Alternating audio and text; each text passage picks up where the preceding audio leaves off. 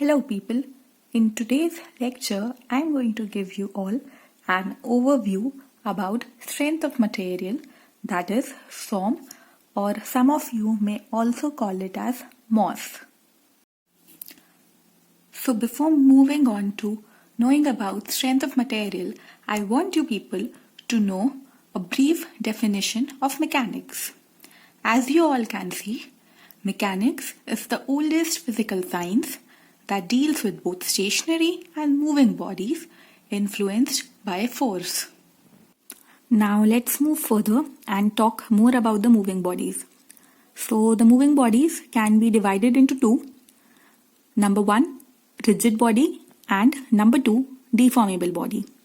Now first, let me tell you about what is a deformable bodies, and after that we will have an elaborate discussion about rigid bodies. So a deformable body is a body which will undergo some dimensional change whenever it will come in contact with any load, or you can say whenever this body will come in contact with a certain amount of load. अगर आप एक deformable body की बात करें तो उस body को, अगर वो एक डिफॉर्मेबल बॉडी जो है उसका शेप सर्कुलर है, तो जैसे ही उस बॉडी पे कोई लोड पड़ेगा या आप कितना भी अमाउंट का लोड लगाएंगे तो उस बॉडी का जो डायमीटर होगा वो चेंज हो जाएगा. हम कह सकते हैं कि एक डिफॉर्मेबल बॉडी में अगर उसका डायमीटर के टर्म्स में बात करें तो the diameter won't remain constant, that is D won't be equal to constant, and also in case of a deformable body, the length of a deformable body won't be constant after a certain amount of load is applied on it. Now we will move forward and know about the rigid bodies. A rigid body is a body which will not undergo any dimensional change when it will come in contact with a certain amount of load. Now I am going to tell you all about a note point. तो जैसा कि मैंने आपको बताया कि एक rigid body वो body होगी जिस पर हम किसी भी नोन अमाउंट का लोड लगाएंगे और उस बॉडी में आपको कोई भी चेंज नहीं दिखेगा. जैसे कि मैं कहूँ तो एक सर्कुलर बॉडी है और वो सर्कुलर बॉडी एक रिजिड बॉडी है, तो जैसे ही उस बॉडी पे आप समझिए एक हथौड़ा है, हम उस हथौड़े से उस बॉडी पे वार करेंगे. एक सर्कुलर बॉडी पे हम एक हथौड़ा मारने जा रहे हैं, तो जब हम हथौड़ा मारेंगे तो उस बॉडी पे कोई ना कोई लोड लगेगा, लेकिन जैसे ही ये लोड लगेगा उस सर्कुलर बॉडी में कोई चेंज नहीं आएगा. वो हथौड़ा पड़ने से उस बॉडी में कोई भी चेंज नहीं आएगा, ना उसके डायमीटर में कोई चेंज आएगा, ना उसकी लेंथ में कोई चेंज आएगा. तो ऐसा क्यों होगा? क्योंकि वो बॉडी एक रिजिड बॉडी है. Talking about the note point, let me tell you guys that a rigid body is a hypothetical case or an ideal case and it doesn't exist.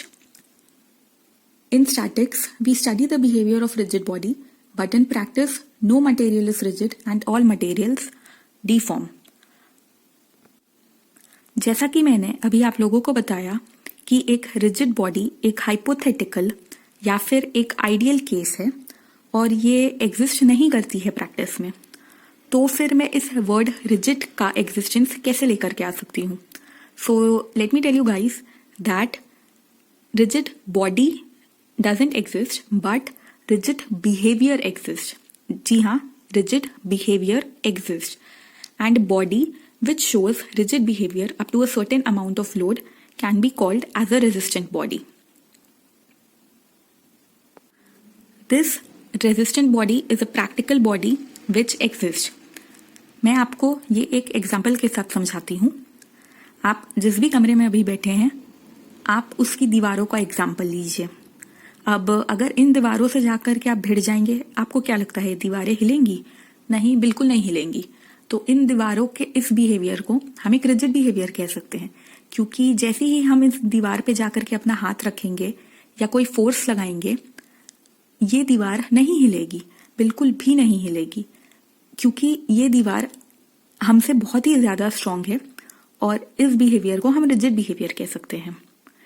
लेकिन जैसे ही आप कंसिडर करिए कि आप एक रोड रोलर ले आए या आप एक जेसीबी की मशीन ले आइए, अगर वो मशीनें इन दीवारों पे पड़ेंगी वो इन दीवारों से कहीं ज्यादा शक्तिशाली हैं, तो बिल्कुल ये दीवार हिलेगी।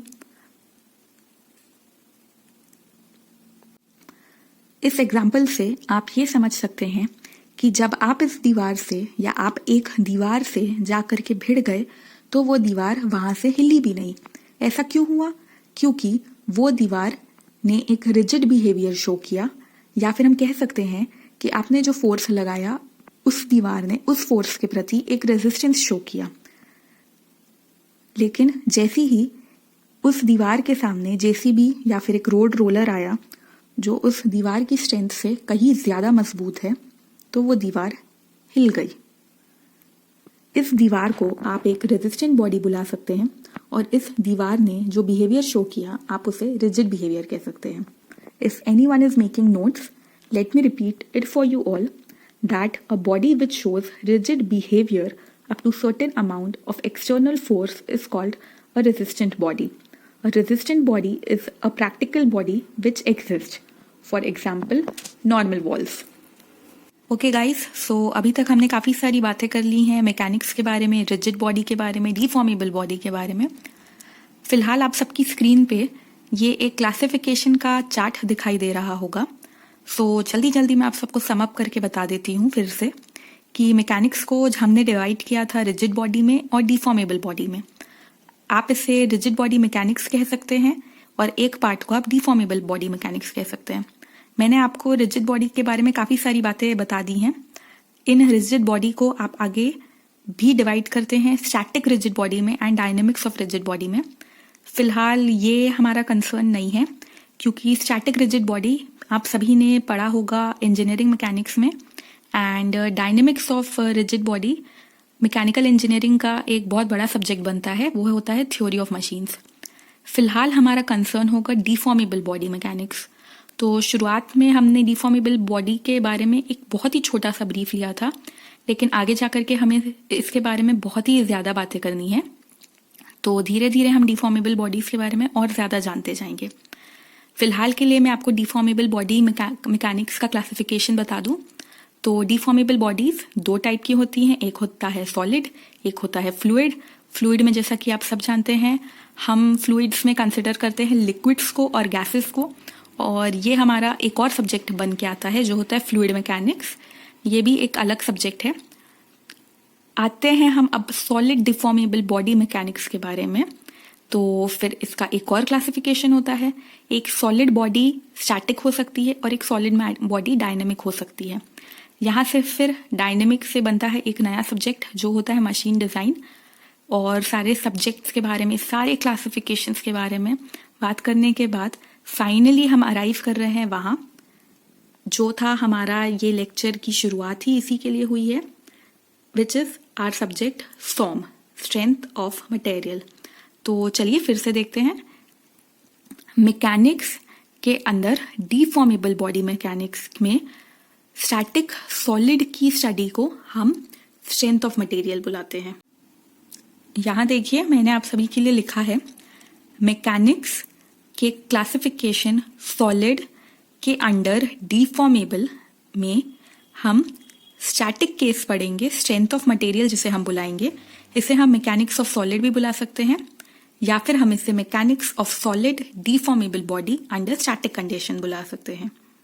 Okay people, so until now हमने कुछ जनरल बातें की। हमने जाना मैकेनिक्स क्या होता है, हमने जाना कि एक रिजिड बॉडी क्या होती है, और हमने डिफॉर्मेबल बॉडी के बारे में भी बातें की। अब आते हैं मुद्दे की बात पे एंड जानते हैं SOM क्या होता है। So I am about to tell you people certain definitions of this subject. I am going to tell you all some definitions of strength of materials, या आप में से कुछ मैकेनिक्स ऑफ सॉलिड बुलाते होंगे इसे। If anyone is making notes or would like to prepare notes तो आप इन डेफिनेशंस को लिख सकते हैं। मैंने यहाँ पे एक डेफिनेशन आप लोगों के लिए लिखा है। Let me read this out. The resistance by which the material of a body opposes the deformation is called strength of materials. I hope आप लोगों ने लिख लिया होगा। Okay, now I will tell you people the second definition. strength of materials may broadly be defined as that branch of engineering which deals with the ability of various types of materials to resist its failure and their behavior under the action of the forces.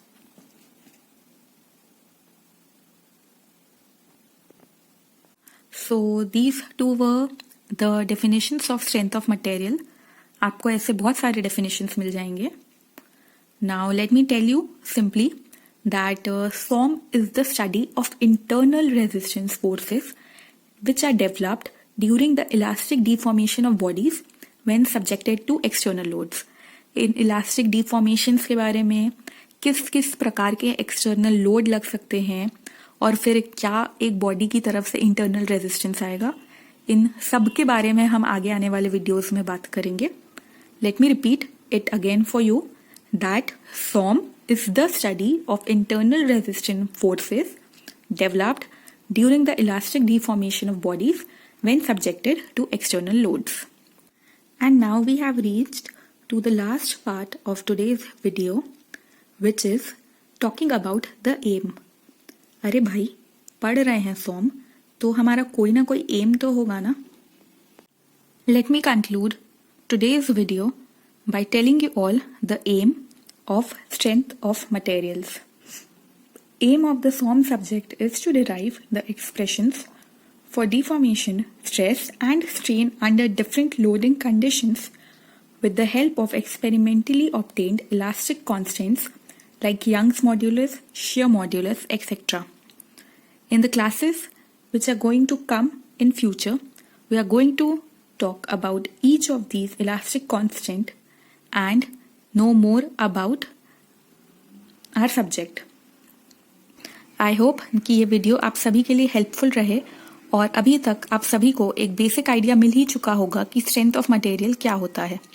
If you people want to give any feedback regarding this video, please write it down in the comment section below. And अगर आप सभी को और topics civil engineering से related पे videos चाहिए होंगे, let me know. I'll be very happy to make them for you. Thank you. Have a nice day.